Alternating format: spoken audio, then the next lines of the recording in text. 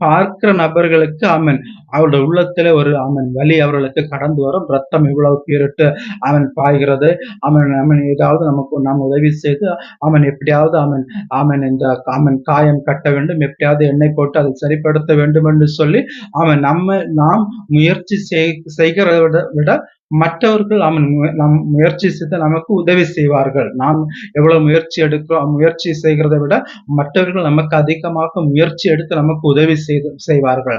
ஆனால் அதை இது நம்முடைய இருதயத்தில் காயம், நம்முடைய இருதயத்துல நம்முடைய உள்ளத்துல ஒரு வேதனை, நம்முடைய இருதயத்துல வேதனை என்று சொல்லி நாம் பிறரிடத்தில் அதை சொல்லும் போது அவர்கள் நம்மளை பார்த்து நகைப்பார்கள். நம்முடைய இருதயத்தின் வேதனைகளை ஒருபோதும் மற்ற மனிதர்களால் புரிந்து கொள்ள முடியாது.